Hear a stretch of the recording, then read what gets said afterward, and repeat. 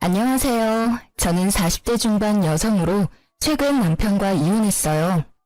여러분들도 아시겠지만 결혼이라는 게 하는 것도 어렵지만 유지하는 건 더 어렵잖아요. 저 역시 결혼 생활 15년 동안 크고 작은 트러블이 있었는데 그래도 이제 중학생이 된 아들을 키우면서 남들도 다 이렇게 살겠지 하는 안일한 생각으로 그냥 하루하루 꾸역꾸역 살아왔던 것 같아요. 아무래도 결혼한 지 10년이 넘으면서 자연스레 남편이랑 사이의 애정은 사라졌지만 그래도 함께 산 정이라고 해야 할까요? 나 아니면 이 사람 누구랑 살겠어 하는 어리석은 생각도 괜히 했던 것 같네요.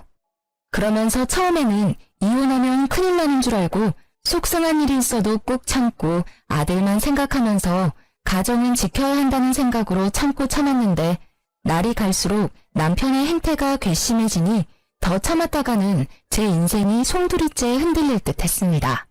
그래서 이혼했는데 결과적으로 정말 잘한 선택이란 생각이 들어요. 그래도 좋은 일은 아니게 가족이나 친구들에게 말하는 건 한계가 있어 고민하다가 평소 즐겨 듣던 이곳에 사연을 보내봐요.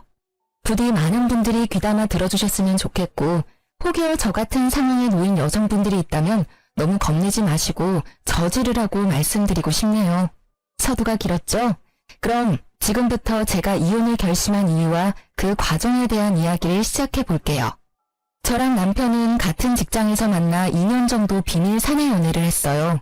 저는 남편보다 먼저 그 직장에 다녀서 횟수로 10년이 거의 다 되어가고 있었는데 경력직으로 새로 들어온 남편이 그때는 너무 젠틀하고 매너가 좋아 보여서 호감이 가더라고요. 그러던 찰나 남편도 제가 마음에 들었는지 회식 후에 둘이서 따로 술 한잔씩 하는 날이 늘었고 남편이 사귀자고 고백을 해서 사귀게 됐답니다. 그러다 언제까지 이렇게 비밀로 사귈 순 없다고 생각이 들었고 서로 나이도 찰 만큼 찼다고 생각해서 30대 초반에 결혼을 했어요. 남편이랑 결혼하고 나니 매일같이 일어나 출근하고 퇴근하면 또 만나서 같이 집으로 오는 생활이 되더라고요. 물론 처음에는 신혼의 콩깍지가 씌어서 너무 좋았어요. 매일 사랑하는 사람과 일상을 공유하고 서로 아는 사람들도 많이 겹치니 회사 일도 다 알고 자연스레 이야기할 것도 많잖아요. 그런데 그것도 잠깐이지. 사람이 오래 가려면 적당한 거리를 둬야 한다고 매일같이 남편이랑 일상을 공유하는 게 점점 답답해졌습니다. 굳이 비밀을 만들어야 하는 건 아니지만 서로 모르는 게 없이 다 알고 있으니까 이건 뭐 각자의 사생활이 전혀 없는 겁니다. 그래서 친구들이 남편이랑 한 회사 다니니까 좋겠다고 하면 그리 좋은 것만도 아니라고 말하고 다니던 때였어요. 그러다 제가 임신을 하게 됐는데요. 사실 저희는 서로 돈을 좀 모으고 자리를 잡은 뒤에 아기를 갖기로 했었는데 남편이 여행 가서 분위기 잡다가 계획보다 이르게 아기를 가지게 된 거였죠. 그렇다 보니 처음에는 너무 당황스러웠는데 그래도 우리가 엄마 아빠가 된다니 너무 설레고 떨려서 가슴이 벅차오르더라고요. 그래서 둘이서 정말 우리 아기 잘 키워보자고 다짐도 많이 했답니다. 다행스럽게도 회사 복지가 어느 정도 잘 되어 있어서 저도 아기 낳고 육아휴직도 최대한 쓸 수 있었고 평소 제가 오래 다닌 사원이다 보니 여러 가지 단축근무 등 임산부 시절에 쓸 수 있는 법적인 것들도 다 지켜주셨어요. 그렇게 아기를 낳고 1년여간의 육아휴직 기간을 거쳤는데 막상 아기를 키우다 보니 1년의 시간이 참 빠르게 흐르더라고요. 저는 일하는 게 버릇이 되었기 때문에 아기가 너무 이쁘지만 한편으로는 빨리 복직해서 일을 하고 싶었어요. 그런데 보수적인 남편이 이렇게 어린 아기를 어린이집에 맡기고 어떻게 일을 다니겠냐면서 회사를 그만두고 아기 키우는 데에 전념했으면 좋겠다고 말을 하더라고요. 결국 10년 넘게 다닌 회사를 그만두라는 건데 고민이 됐어요. 그래서 일단 해보는 데까지는 해보겠다고 하고 아기를 어린이집에 맡기고 워킹맘을 시작했었죠. 그런데 막상 어린이집에 보내니까 아기가 너무 어려서 그런지 이런저런 감기와 질병에 너무 많이 걸리는 겁니다. 그러다 보니 어린이집을 제때 보내지 못하는 상황이 생겼고 자연스럽게 남편 대신 제가 상사 눈치를 보면서 반차나 연차를 내는 상황이 반복되더라고요. 평소 책임감이 강해서 일 잘하고 꼼꼼하다는 평가를 받던 저였는데 일하다가 아기 보러 뛰어가는 상황이 계속되니 일에 집중도 안 되고 동료들 눈치도 보이고 제가 생각해도 이건 좀 아니다 싶었어요. 그렇다고 양가 부모님들이 봐줄 수 있는 상황도 아니었고 정신 차려보니 늘 저만 마음 졸이면서 발을 동동거리고 있더라고요. 그렇게 저도 모르게 반복되는 일상에 조금씩 지쳐가고 있었는데 남편이 집안도 엉망이고 회사에서 당신 욕하는 것 같다면서 회사를 그만두고 아기 키우는 데 전념을 하라고 재차 말하는 게 아니겠어요? 지금 생각하면 못 들은 척하고 그 고비만 잘 넘겼으면 됐는데 이미 몸도 마음도 많이 약해진 저는 그만 그 제안을 받아들였습니다. 이건 정말 나중에 두고두고 후회가 되는 부분이었어요. 그래도 그동안 일해놓은 경력이 있으니 일자리는 아기를 어느 정도 키워놓고 다시 구하면 될 거라고 안일하게 생각을 했고 결국 사표를 냈습니다. 그렇게 저는 흔히 말하는 경단녀의 길로 접어들었어요. 문득 정신을 차려보니 10년여간 다니던 회사를 그만두고 아기를 키우고 집안 살림을 하며 산 지도 어느덧 10년째더라고요. 진짜 세월이 언제 이렇게 많이 흘렀나 싶을 만큼 빠르게 지나간 것 같아요. 그동안 눈에 넣어도 안 아플 것 같았던 아기는 귀여운 초딩이 되어 무럭무럭 자랐고 저도 이제야 한숨 돌릴 수 있을 것 같았습니다. 그런데 갑자기 남편 회사에 문제가 생기면서 제 시름이 깊어졌어요. 남편은 제가 퇴사한 후 함께 다니던 회사를 그만두고 IT 계열 회사로 이직해서 꽤 오래 다니고 있었는데요. 아무래도 이쪽 계열은 머리 회전이 빨라야 하기 때문인지 나이가 들수록 더 많은 노력을 해야 한다고 하더라고요. 남편도 마찬가지여서 점점 젊은 직원들은 치고 올라오는데 본인은 젊을 때 감각이 안 나오니까 성과는 없지 상사 눈치 보랴 밑에 직원들 눈치 보랴 회사에서 매일 어려움을 겪는 것 같았습니다. 이맘때쯤 항상 술에 취해 들어와서 아이랑 저랑 자고 있으면 굳이 깨워서 아빠는 힘들게 일하고 왔는데 편하게 자고 있느냐면서 술주정을 부리는데 진짜 미치겠더라고요. 평소에도 사실 친구들 중에서 자기만 외벌이라고 장난식으로 투덜투덜 댔었는데 이게 장난 반 진심 반이었는지 계속 승진 심사에서 누락되고 좌천이 되면서 월급까지 깎이니 그 스트레스를 저에게 푸는 겁니다. 가계부를 쓰라는 둥, 씀씀이가 왜 이렇게 해프냐는 둥. 외벌이 월급이 뻔해서 아끼고 살아온 저였는데 이렇게 제 전업주부 생활을 후려치니 너무 짜증나더라고요. 뭐야, 못 보던 건데 또 옷 샀어? 남편은 매일 회사에서 젊은 애들 눈치 보느라 진이 빠지는데 와이프는 집에서 탱자탱자 놀면서 돈 쓸 국민아 하냐? 무슨 소리 하는 거야. 이거 원래 있던 옷이야. 전에 백화점에서 당신이 좋다고 사준 거잖아. 기억 안 나? 그리고 내가 무슨 집에서 탱자탱자 논다고 그래? 당신이 청소를 해, 빨래를 해, 요리를 해. 나 없으면 여기 마구간이야. 당신 일하느라 힘든 건 아는데 그렇다고 그거 나한테 풀면 안 되는 거 아니야? 아, 됐어. 집에서 노는 네가 뭘 알겠어. 내가 얼마나 힘들게 돈 벌어오는지 가장의 무게를 이해하겠냐고. 웃기지 마. 내가 왜 이해를 못해? 나도 회사 다닐 만큼 다녀봤어. 당신도 알잖아. 처음 우리 회사 와서 힘들다고 징징거리는 당신 내가 뒤에서 얼마나 챙겨줬는데. 배은망덕도 유분수지? 그게 언제적 일인데 얼마나 할 말이 없으면 그걸 끄집어내냐? 장도 마트 가서 직접 봐오면 되지 맨날 택배 시켜서 이거 택배비 다 돈 나가는 거 아니야. 사람이 왜 이렇게 씀씀이가 해퍼? 그리고 여기 빈 방에 전기는 왜 안 꺼? 전기세가 한두 푼이야? 뭐라는 거야. 일주일에 딱 2번 장 보는데. 그것도 무료 배송이야.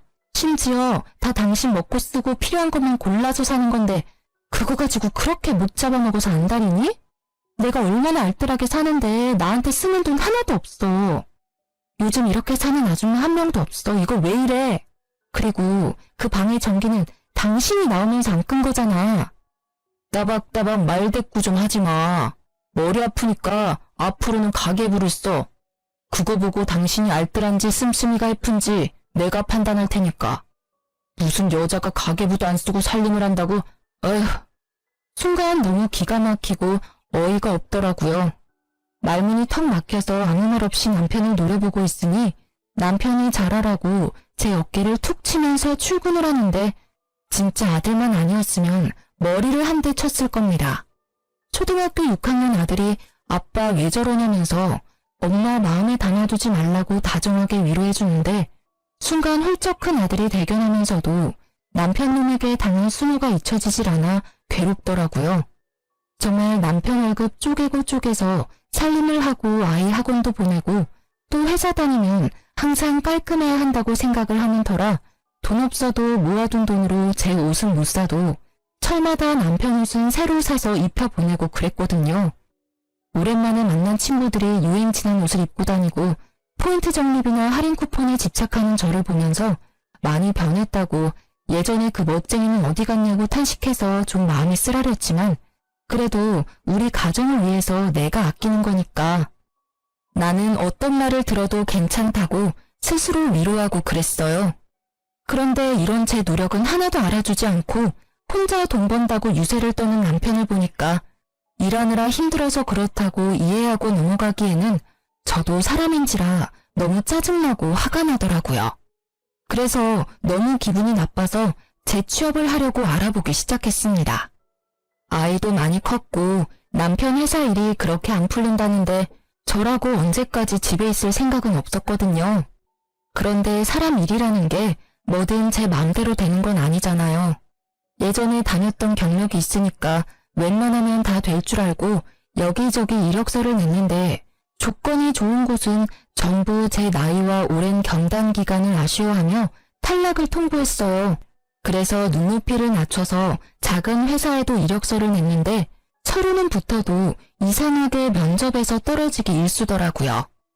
한창 회사 다닐 때는 정말 자신감 있고 적극적인 성격이었는데 저도 모르는 사이 10년 넘게 살림만 하면서 주눅이 들었나 봐요. 그렇게 자꾸 떨어지다 보니 가뜩이나 떨어진 자존감이 아주 땅을 지나 지하 수백 미터로 쿵 처박혔습니다. 정말 내가 왜 이렇게 됐지? 옛날에 당당하게 회사 다니면서 동료들이랑 주고받던 대화도 그립고 작지만 소중했던 월급도 그립고 제가 전업주부로 살아왔던 날들이 모두 후회스러운 건 아니지만 되돌릴 수 있다면 회사를 그냥 다녔을 것 같다는 생각이 들더라고요. 그런데 이런 제 마음도 모르고 남편은 위로와 응원을 해주기는커녕 매일 퇴근하고 돌아와서 저를 들들 볶는 겁니다. 이력서 썼어? 어디 냈어? 리스트 뽑아봐봐. 무슨 리스트를 뽑아. 그냥 3-4군데 내봤는데 아직 연락이 없네.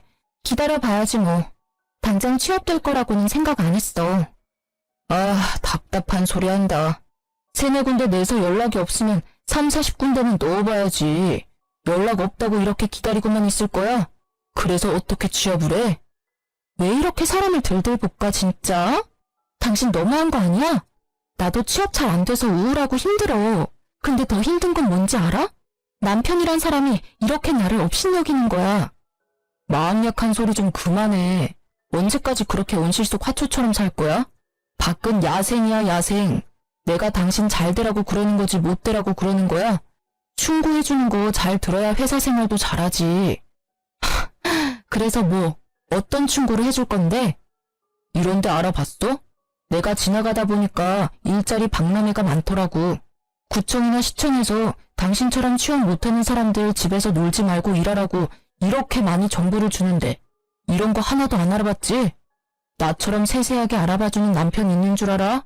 고맙게 생각해.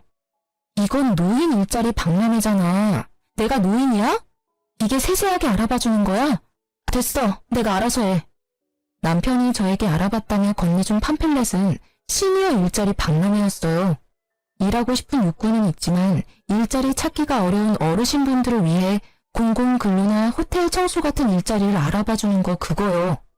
근데 제 나이가 이제 40대 중반인데 제가 시니어는 아니잖아요?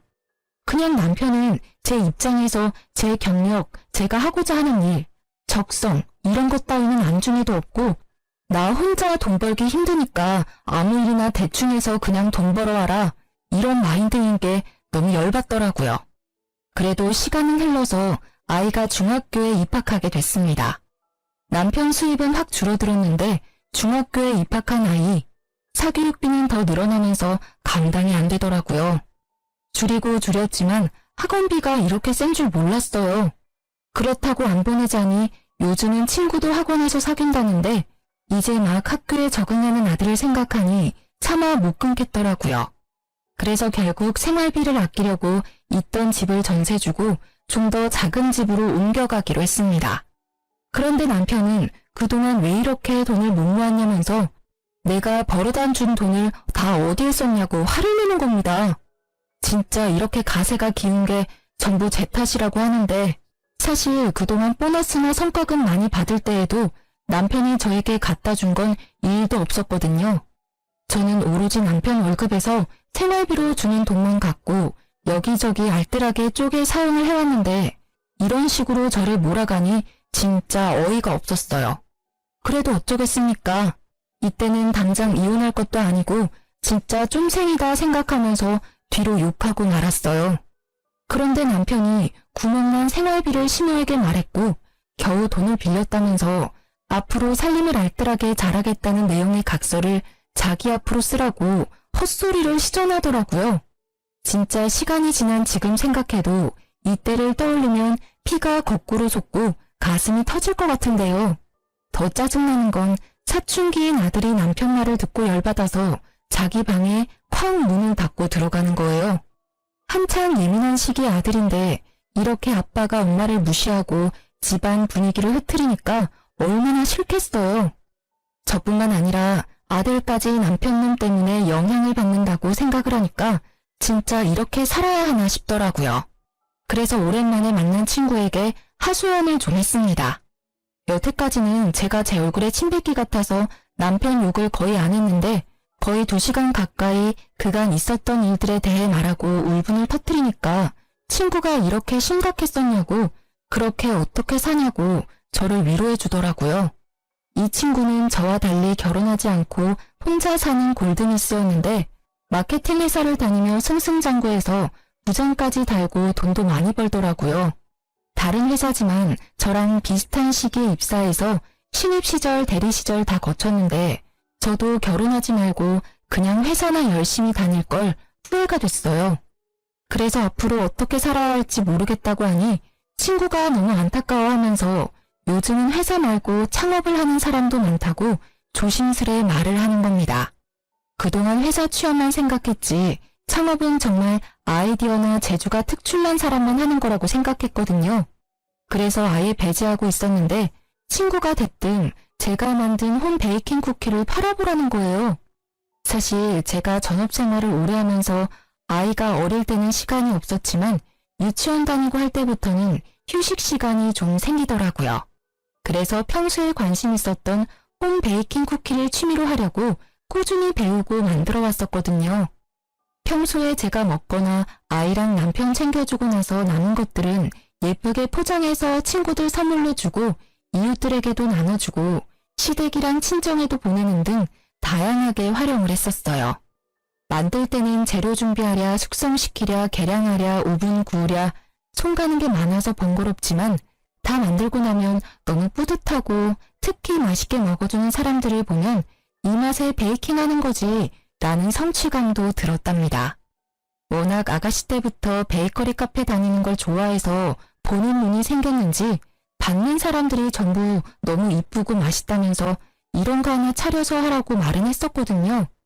그냥 인사치레로 하는 말이겠거니 생각했는데 친구가 그게 아니라 진짜 자기가 생각했을 때 괜찮은 것 같다면서 SNS에서 유명한 쇼핑몰들을 보여줬습니다. 살펴보니 조금 손이 많이 가기는 하지만 그 정도는 다 제가 할 수 있을 듯 했습니다. 보다 보니 이렇게 하면 더 예쁘고 맛있겠는데 하는 아이디어도 마구 떠올라서 친구에게 말했더니 대박이라며 맞장구 쳐주더라고요. 그래서 고민 끝에 SNS에 밝은 친구 도움을 받아서 비즈니스 계정을 만들고 나름대로 상호화 메뉴까지 정해 두근거리는 마음으로 쇼핑몰을 열게 됐어요. 처음 일주일은 문의조차 오지 않더라고요. 그러다 첫 게시 손님을 받았는데 반응이 꽤 괜찮았어요. 덕분에 용기를 얻었고 점점 찾아주는 손님들이 많아지더니 마케팅하는 친구의 도움으로 각종 이벤트와 체험단까지 운영하면서 생각보다 더 대박을 쳐서 돈이 쏠쏠하게 벌게 됐습니다. 저는 그냥 남편 눈치 보지 않고 쓸 수 있는 제 용돈 정도만 생각했는데 웬걸? 쪼들렸던 아이 사교육비도 낼 수 있겠더라고요. 이때부터는 재료 사고 포장하고 발송하는 값에 제 인건비까지 더해도 훨씬 많이 남는 장사라 진짜 이 맛에 창업하나 보다 했습니다. 오히려 SNS로 시작하니까 월세도 나가지 않고 마진이 좋더라고요. 그래서 주문이 밀려도 힘든 줄도 모르고 밤을 새가면서 물량을 맞추고 손님들 리뷰에 답까지 달아주면서 열심히 했어요. 정말 오랜만에 집에서 살림만 하던 제가 열정을 가지고 저만의 일을 시작한 거라 너무 즐겁고 행복했습니다. 진짜 돈이 문제가 아니라 무너진 제 자존감이 다시 세워지는 기분이 들어서 정말 좋더라고요. 저를 도와준 친구도 너무 잘 됐다면서 얼굴이 너무 좋아졌다면서 절대 그만두지 말라고 용기를 주더라고요. 까탈스러운 사춘기 아들 녀석도 제가 밤새 일하는 걸 보면서 힘들면 하지 말라더니 제가 너무 행복해하니까 엄마가 좋으면 자기도 좋다고 저를 꼭 안아주는 게 아니겠어요? 하지만 양치가 있으면 음지도 있는 법이죠. 정말 아이러니하게도 그렇게 일하라고 떠밀던 저희 남편은 제가 일하는 걸 탐탁치 않게 여기더라고요. 요즘 저녁이 아주 맨날 배달이네. 돈이 남아 도나 봐. 요즘 단체 주문이 좀 들어와서 밥할 시간이 없어서 그래. 이번 주만 넘어가면 괜찮을 거니까 내가 그때 맛있는 거 해줄게. 당신이 돈을 벌면 얼마나 번다고 밥할 시간이 없대. 그래봤자 푼돈이잖아. 누가 보면 돈 꽤나 버는 줄 알겠다. 무슨 말을 그렇게 해? 당신이 관심 없으니 몰라서 그렇지. 나 꽤 벌어. 내가 요즘 당신한테 애 학원비 밀렸으니까 붙여달라고 하는 거 봤어? 다 내가 내고 있어. 당신 입고 있는 그 와이셔츠랑 바지 그거 새 거잖아. 다 내 돈으로 사서 입혀주는 거야. 알고 말해. 됐어. 그냥 반죽 가지고 장난칠 시간에 근처 빵집이라도 취직해서 정상적으로 좀 살아. 이게 뭐야? 집꼬라지하고는. 뭐 인정합니다. 혼자 모든 걸 하니까 집안일이 어려워지긴 했어요. 그런데 누구나 처음에는 일과 생활을 조율하는데 적응하는 기간이 필요하잖아요. 진짜 갓 사업 시작해서 열심히 하려는 사람한테 초치는 것도 아니고 그렇게 일해서 돈 벌어 오라고 하더니 돈 번다고 하니까 집안일 열심히 하라는데 어이가 없었어요. 정말 나랑 한번 제대로 싸워보자는 건가 싶기도 하고 제가 뭘 해서 얼마나 버는지 관심은 1도 없으면서 반죽 가지고 장난치지 말고 빵집에라도 취직하라면서 정상 비정상 운운하는 남편을 보니 한심하더라고요. 그래도 남편은 늘 꽉 막힌 사람이었으니까 제 기준이 낮아서 그런지 몰라도 이때까진 그냥 참을만 했어요.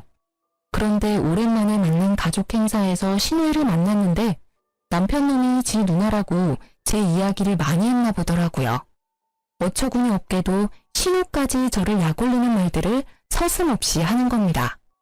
올케 요즘 일하느라 바쁘다면서? 아, 네 형님. 그냥 소소하게 일하고 있어요. 아직 처음이라 힘들긴 한데 그래도 재밌어서 할만해요. 이 일이 재밌으면 되나? 그게 무슨 일이야? 동생 말 들으니까 돈 좀 번다고 집안일에는 손 놨다면서? 나도 일해봤는데 2가지 한 번에 잘하기 힘들어. 특히나 그런 사업은 하나부터 10까지 올케가 해야 하는데 끝까지 잘할 수 있겠어? 괜히 힘 빼지 말지 그래? 그게 무슨 말씀이세요? 저보고 일하지 말라는 거예요? 아유, 내가 올케 걱정돼서 하는 말이야. 기분 나쁘게는 듣지 말고 사업은 뭐 아무나 하나? 요즘 개나 소나 다 사업한다고 창업한다고 하니까 올케 귀가 얇아졌나 본데 다 그것도 한때야 한때. 형님, 저 지금 너무 열심히 잘하고 있어요. 응원까지는 안 바랄게요. 그냥 신경 쓰지 말아주셨으면 해요. 화났어? 아니 내 말은 솔직히 쭉 잘 되리란 보장 있어? 막말로 집에서 10년 넘게 애보던 여자가 사업한다고 날뛰는데 옆에서 지켜보는 가족들은 걱정이 되지. 이게 걱정하는 사람의 말이었을까요? 진짜 신우이만 아니었으면 머리채를 휘어잡았을 거예요. 어쩜 이렇게 남매가 똑같이 말을 못되게 하는지 무슨 학원이라도 다녔나 싶을 만큼 얄밉더라고요. 정말 100번 양보해서 신우이 말대로 사업한다고 하는 가족이 걱정되고 염려돼서 조언을 해줄 수는 있어요. 하지만 제가 열심히 하고 있으니 신경 쓰지 말아달라고 간곡히 말을 했으면 듣는 신우이라도 해야 할 거 아닙니까? 나이도 별로 차이도 안 나면서 손이 신우이라고 저를 자꾸 가르치려고 들고 비아냥거리는데 이건 뭐 잘 되지 말라고 저주하는 것도 아니고 정말 듣는 입장에서 기분이 많이 나쁘더라고요.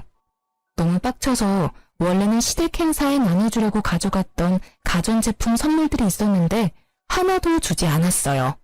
그대로 친정 부모님 가져가서 다 드리고 평소에 오래돼서 잘 안 된다고 하던 세탁기도 새 걸로 바꿔드렸습니다. 그래도 분이 안 풀려서 어떻게 복수하지 싶더라고요. 결국 이들에게 복수하는 건 제가 어떻게든 일을 놓지 않고 더 열심히 해서 더더더 잘 되는 것밖엔 없는 듯 했습니다. 그래서 정말 힘들 때도 있었지만 단골 늘리기에 주력하면서 리뷰에도 신경 쓰고 아이디어도 계속 생각하면서 퀄리티 유지하려고 노력을 했어요. 그래서인지 언제부터인가 메신저로 홈베이킹을 직접 배워보고 싶다는 사람들이 늘어나더라고요. 처음에는 말주변도 없고 그래서 사람들을 직접 상대하고 가르치는 걸 할 수 있을까 걱정이 됐습니다. 그런데 이번에도 처음에 해보라고 응원해줬던 친구가 레시피 그대로 가르쳐주는 거고 친절하게 하면 된다고 못할 것도 없지 라면서 용기를 불어넣어 주더라고요. 정말 제 인생에 인복이 없다고 생각했는데 이런 좋은 친구를 곁에 둔 것만 해도 성공인 것 같네요. 어쨌든 사람들도 많이 해달라고 요청을 하겠다. 친구 응원도 들었겠다. 클래스를 열면 성공할 것 같다는 자신감이 생겨서 일단 남편에게 계획을 말했어요. 그런데 남편 반응은 정말 차갑고 매정하더라고요. 여보, 나 쿠킹 클래스 하나 차리고 싶은데 어떻게 생각해? 누가? 당신이? 아, 또 누가 바람 넣었어. 그때 그 친구지? 진짜 어이가 없다. 지금 하는 것도 쩔쩔매고 겨우 하면서 누구 가르치고 그러는 거 당신이 할 수 있겠어? 괜히 사람들한테 욕만 먹는다. 하지마. 아니, 미리 레시피를 다 가지고 알려주는 거니까 나는 한두 시간 정도만 바짝하면 되는 거라 괜찮을 것 같은데. 이번 한 번만 나 좀 믿고 도와줘. 내가 이렇게 말한 적 없잖아. 뭘 도와달라는 거야? 설마 그거 차릴 돈을 달라는 거야? 집에서 할 수는 없잖아. 그래서 작은 데라도 좀 빌려야 할 것 같은데 아직 내가 그만한 돈은 없어서 우리 그때 비상금으로 모아둔 통장 있지? 그거 이번에 깨서 좀 쓰면 안 돼? 나 진짜 잘할 수 있을 것 같아서 그래. 내가 이자 쳐서 다시 채워 넣을게. 야, 웃기지 마. 돈 날릴 일 있어? 제발 정신 좀 차려. 그 돈 절대 못 주니까 정하고 싶으면 당신이 알아서 그냥 차리든지. 나는 반대했으니까 나중에 왜 안 말렸냐고 내 원망은 하지 마. 알았지? 사람이 어떻게 이렇게 짜증나는 화법을 구사하는지 남편이랑 대화를 하고 지지를 얻으려고 했던 제가 잘못이었습니다. 매사에 부정적이고 꼬여서 어떻게든 제가 하는 생각과 일은 절대 안 될 거라고 말을 하는데 이런 사람이랑 살아온 제가 회사 면접에서 주구장창 떨어진 건 어찌 보면 당연한 일이겠죠. 원래라면 남편한테 이 정도 말을 들었으니 자신감이 더 떨어져 그래 내가 제대로 할 수 있겠어? 그냥 접자 했을 겁니다. 그런데 저는 이미 SNS 쇼핑몰에서 한번 성공을 맛봤잖아요. 정말 성공의 단맛은 강렬하더라고요. 남편의 반대에도 불구하고 저는 자신감을 잃지 않고 그래 내가 알아서 할게 두고 봐라 하는 마음이 생겼어요. 그래서 친정동생에게 SOS를 쳤습니다. 제 말을 들은 친정동생은 처음에는 망설이다가 이왕 하는 거 제대로 하라면서 응원을 해주더라고요. 정말 지금 생각해도 친정동생에게 감사할 따름이에요. 그렇게 결국 작은 동네 골목에 쿠킹 클래스를 열었고 원데이 클래스랑 창업반을 만들어서 홍보를 했어요. 이번에도 마케팅은 친구 도움을 많이 받았습니다. 확실히 제 생각처럼 수요가 많아서 대박이 났어요. 처음에는 제 베이킹 쿠키를 사가던 손님들이 주로 찾아왔는데 입소문이 나면서 기념일을 앞둔 사람들이나 실제로 베이커리 카페를 열고 싶은 분들이 찾아와 배워가고 어플에 좋은 후기를 써주시는 겁니다. 그걸 보고 전혀 모르는 분들이 찾아오기도 하고요. 전업주부하면서 제가 살림을 했었잖아요. 특히 여성분들이 많이 배우러 왔었는데 생활에 필요한 꿀팁이나 알뜰한 비법 같은 걸 알려주니까 너무 좋아하시더라고요. 그러면서 저도 점점 손님들 대하는 게 편해지면서 친해지기도 하고 자연스럽게 인맥도 넓어져서 정말 큰 도움이 됐어요. 그분들이 친한 언니처럼 저를 대하면서 아는 사람을 또 데려와 주기도 하니까 제 생각보다 가게가 더 잘 됐습니다. 그렇게 1년 가까이 쿠킹 클래스를 운영했더니 다시 옛날에 살던 큰 집을 구해 갈 수 있을 정도가 됐어요. 물론 돈을 번다고 해서 제가 허투루 쓰지 않고 꼭 필요한 데만 쓰고 모았던 결과이기도 했죠. 어쩌면 오랜 주부 생활이 낳은 결과이기도 하겠네요. 아무튼 이렇게 제 쿠킹 클래스가 잘 되고 나니까 생각지도 않았던 일들이 벌어지기도 했습니다. 제 사업에 대해 비아냥거리던 남편 누나가 안 망하고 1년이나 계속 유지를 하니까 궁금했나 봐요. 한번 친구랑 같이 와서 배워보고 싶대서 그러라 했는데 괜찮아 보였는지 자기도 창업반에서 배우고 2호점을 차리면 안 되냐고 계속 떼를 쓰는 겁니다. 너무 황당하고 웃겨서 표정 관리가 안 되더라고요. 그런데 문제는 이뿐만이 아니었습니다. 가만히 있던 남편 역시 자기 누나가 하는 걸 보더니 자기는 그럼 셔터맨 하면 안 되냐고 하더라고요. 진짜 사람이 너무 기가 차면 말이 안 나오는 거 아시나요? 무슨 소리 하는 건가 뇌가 잠시 정지되어 쳐다만 보고 있었어요. 그런 부끄러움이라도 좀 느낄 줄 알았는데 전혀 아니었습니다. 생각해보니까 나 회사 곧 잘릴지도 모르잖아. 그런 회사 불안해하며 다니느니 집안일하면서 내조하는 게 더 낫지 않을까 싶어서. 당신도 혼자 살림하고 일하기 힘들었잖아. 나 도우미 쓰고 있었어. 몰랐어? 아무튼 지금 한 말 진심이지? 그럼 당신도 가계부 쓰고 살림 제대로 해. 가계부는 내가 매일매일 퇴근해서 확인할 거고 당신처럼 나도 배달음식 질려서 못 먹겠어. 매일 저녁에 12첩 반상해서 차려줘. 나 한 번 입은 옷 또 못 입으니까 매일 세탁해서 다려놔주고. 애 숙제랑 학원 픽업까지 구멍나는 스케줄 없게 해줘. 할 수 있겠어? 그게 뭐 어렵다고. 집에서 놀면서 다 할 수 있는 일이지. 할게. 콜. 너무나 뻔뻔하게 구는 남편을 보니 기가 막혔습니다. 자존심이고 뭐고 하나도 없는 사람처럼 굴더라고요. 정말 이게 내가 알던 그 남편이 맞나 싶고 한편으로는 어디 한번 너도 당해봐라 싶었습니다. 그래서 바로 카드를 던져주고 가계부 쓰면서 살림 제대로 하라고 으름장을 놨어요. 처음 1, 2주일은 제가 일하고 돌아오면 진짜 장 봐서 뭘 보고 했는지 정체 모를 퓨전 요리들을 만들어 놓고 세탁방에 가서 옷도 세탁해서 오고 그러더라고요. 저는 집에 오면 진짜 손 하나 까딱 안 했습니다. 잘 됐다 싶어서 남편한테 다 시켜 먹었어요. 그리고 가계부 쓴 거 보자면서 아주 매일 저녁 쥐잡듯이 남편을 들들 볶았습니다. 남편이 저한테 했던 거 그대로 돌려준 거였는데요. 처음에는 툴툴거리던 남편도 자기가 여기서 성질내면 저한테 했던 일들이 잘못된 일이라는 걸 시인한다고 여겼는지 꾹 참고 괜찮다면서 이 정도야 뭐 하면서 저한테 모든 걸 맞춰주는 것 같더라고요. 그래서 뭐 살 때도 저한테 허락받고 사라고 더 압박했습니다. 욱하는 거 참는 남편 보는 게 너무 재밌더라고요. 이런 줄도 모르고 셔터맨 하겠다고 한 거냐면서 속으로 고소했어요. 그런데 이런 생활도 잠시뿐이었습니다. 제 앞에서 머리 조아리며 수긍하던 남편이 언제부터인가 살림을 제대로 하지 않고 밖으로 나가놀기 시작하는 겁니다. 자기는 할 만큼 했다면서 제가 돈을 그렇게 벌고 자기가 살림을 다 하는데 이 정도도 못 쓰냐면서 제가 준 카드로 옷이며 지갑을 사고 유흥비를 막 쓰더라고요. 대체 어디까지 가나 두고 보자 했더니 가계부도 없고 결국에는 제가 절대 쓰지 말고 비상금으로 두라고 했던 퇴직금으로 저 몰래 외제차까지 뽑아서 다니는 게 아니겠습니까? 진짜 신우의 말처럼 사업이라는 게 언제까지 잘 될지 모르잖아요. 그래서 남편 퇴직금은 아이를 위한 비상금으로 두고 싶었는데 저만 믿고 홀라당 그걸 써버렸으니 진짜 어이가 없었어요. 저는 전업주부에도 절대 이렇게 돈을 안 썼거든요. 그래서 더는 지켜보기 힘들어서 남편에게 각서를 쓰라고 했습니다. 당신 살림 시작하면서 뭐라고 했어? 어려운 일 아니라며, 잘할 수 있다며. 그런데 하나도 제대로 하는 게 없고 이게 뭐야? 당신 예전에 나보고 살림 잘하겠다고 각서 쓰라고 했었지? 당신도 각서 써. 지금 당장. 아, 그만 좀 해. 자존심 상해서 진짜. 돈 번다고 유세 좀 부리지 말라고.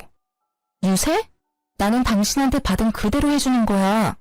그리고 내 돈 가지고 흥청망청 쓰는 사람한테 이 정도 요구도 못해? 당신이 잘했어봐. 내가 이러는지. 당장 카드 내놔. 당신은 내가 피땀 흘려 벌어온 돈 쓸 자격이 없으니까. 남편 지갑에서 카드를 빼내려고 하는데 필사적으로 막더라고요. 진짜 제가 무슨 큰아들을 키우는 것도 아니고 너무 어이가 없었어요. 한사코 말리는 남편을 피해 지갑에서 카드를 꺼냈고 눈앞에서 바로 가위로 서걱서걱 잘라버렸습니다. 그 모습을 바라보던 남편이 씩씩거리면서 각서 쓸 테니까 종이를 가져오라고 하더라고요. 바로 종이랑 펜이랑 인주도장까지 싹 다 갖다 줬습니다. 그리고 살림을 잘하겠습니다. 생활비를 아껴 쓰겠습니다.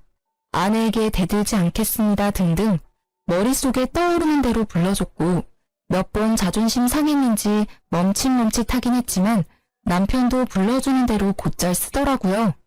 저는 속으로 푹 웃으면서 그 모습을 동영상으로 찍었습니다. 남편은 열받아서 그런지 제가 찍는 모습도 모르는 것 같았어요. 오늘 날짜를 적고 인주에 도장까지 찍는 것까지 보고 바로 신우이에게 동영상을 전송했어요. 진짜 자기 동생이 당하는 이 순우를 보고 얄미운 신우이가 어떻게 반응할지 너무너무 기대가 되더라고요. 아니나 다를까 바로 전화가 바리바리 쏟아졌습니다. 여보세요? 네, 형님. 동영상 잘 보셨어요? 옳게. 아무리 그래도 남편인데 이게 뭐야? 너무한 거 아니야? 자기 아빠를 이렇게 개무시하는데 애가 뭘 보고 배우겠어? 형님, 오해하지 마세요. 이거 전부 다 예전에 애 아빠가 저한테 하라고 했던 거고요. 저 개무시하는 거 이미 애가 다 봐서 보고 배울 것도 없어요. 그건 그렇고 형님한테는 구두로 말할게요. 2호점 절대 못 차려드리니까 꿈도 꾸지 마세요. 뭐? 왜 말이 달라? 지금 그거 차리려고 우리 전세금도 뺐는데 이제 와서 그게 무슨 소리야? 이거 사기야, 사기. 형님, 착각하셨나 본데 저희는 계약서 한 장 쓴 거 없고요. 저는 그러라고 허락해드리지도 않았어요. 형님 혼자서 북치고 장구치고 다 했는데 제가 뭘 어떡해요? 사업은 뭐 아무나 하나요? 헛수고하지 마세요. 동생 각서 쓰는 영상은 마지막 선물이니까 가족끼리 잘 돌려보시고요. 그럼 끊어요. 옳게! 옳게! 신우이와 제가 통화하는 걸 본 남편이 얼굴이 울그락불그락해져서 자기 동영상 찍었냐면서 미쳤냐고 막 이성을 잃고 달려들더라고요.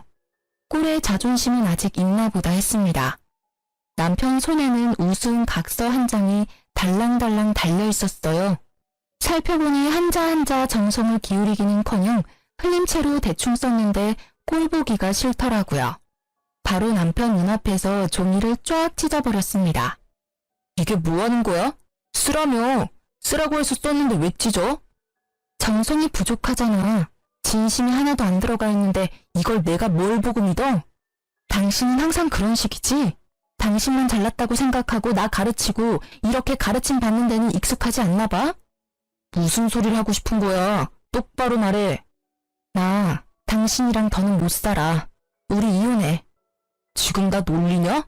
내가 왜 이혼을 해? 저는 남편이 퇴직금을 외제차 뽑는 데 쓴 일부터 이미 이혼을 결심하고 이혼 서류를 준비했습니다.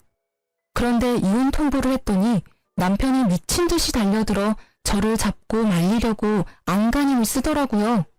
진짜 구질구질한 모습에 짜증이 나서 뺨 때리고 준비해뒀던 이혼 서류 던지고 집을 나갔어요. 등 뒤로 남편을 열받아 울부짖는 소리가 들리는데 너무 통쾌했죠. 그렇게 저와 남편은 이혼을 하게 됐는데요. 정말 다행스럽게도 저는 쿠킹 클래스가 계속 잘 풀려서 저를 도와줬던 친구랑 동업을 시작했고 2호점을 내면서 승승장구하고 있는 중이에요.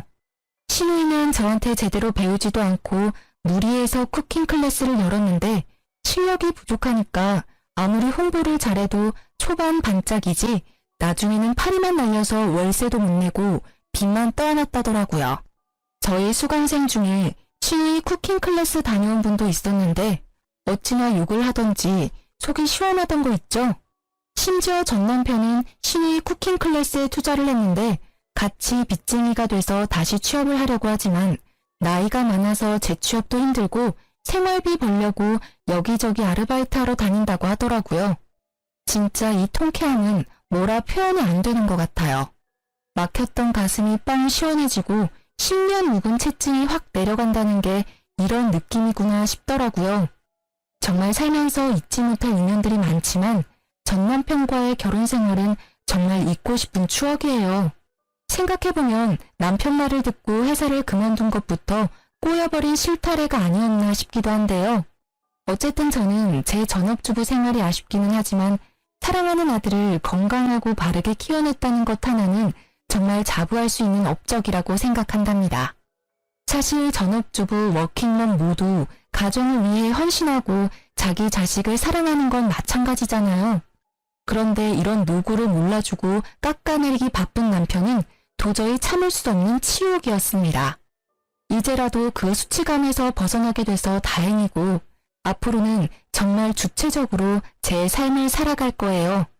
사랑하는 아들과 으쌰으쌰하면서 지내보겠습니다. 그럼 지금까지 제 이야기를 들어주셔서 감사해요. 여러분들도 더 밝은 내일을 사시길 바라겠습니다.